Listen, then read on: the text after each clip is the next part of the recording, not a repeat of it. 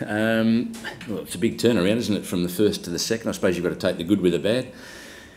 Look, we knew Australia would come back hard at us, and maybe we didn't actually concentrate on what we were, on what we were doing like we did in Cardiff. In Cardiff, we were very focused on what our jobs were individually. Maybe we spent a little bit too much time, thinking about how hard Australia would come back.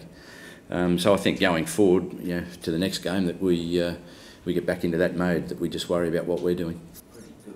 Does it make you concerned about the character of some of the batsmen, Trevor, and quite apart from technique?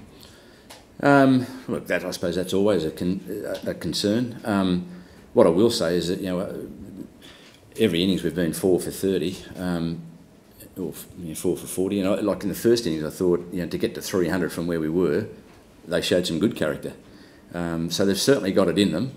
A team like Australia, when they get on a roll with the bowling attack they have got, it can be devastating. And certainly they were on their game today. When there is a recurring issue with the top order playing badly, as anyone can see, I mean, a lot of people think the way of solving that would be to bring in different players in some context. Is that on your mind at the moment?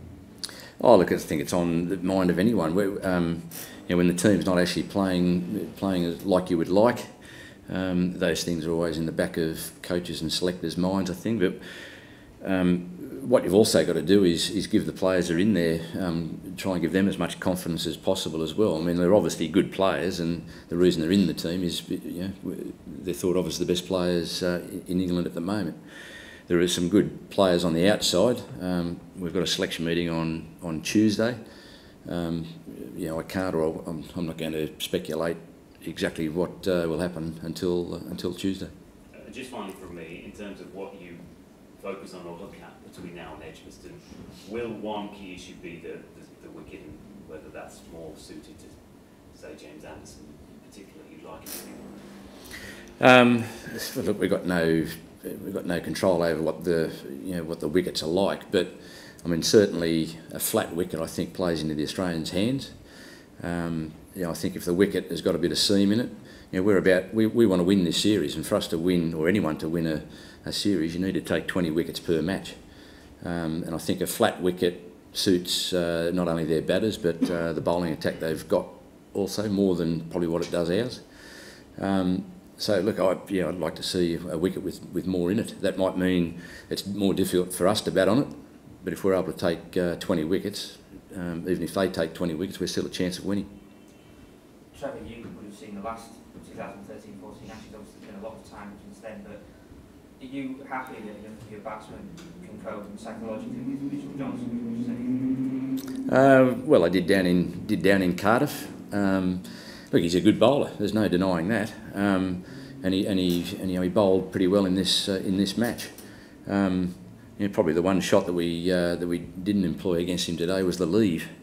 So I'm sure the players, as I said before, the players have got to work out an individual plan how they're going to bat and bowl against this opposition, and then concentrate on that and just worry about what they're doing, not anyone else. So, what aspects do you think? You said at the start they lost focus, maybe a bit from Cardiff from what you did, and thinking too much about the Australians. What sort of aspects do you think they were maybe looking too much at?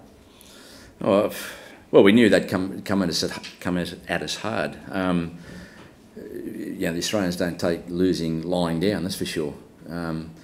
So look, I'm just speculating myself whether mentioning that after Cardiff meant that the players were thinking about that. I'm not sure. You'd have to ask them, but certainly they did come hard and played extremely well. We've got to do the same going into the next match. Watch every Ashes moment live. And this is like the days of Lillian Thompson. Oh, how about it? How about it? Buy your live pass at cricket.com.au/subscribe.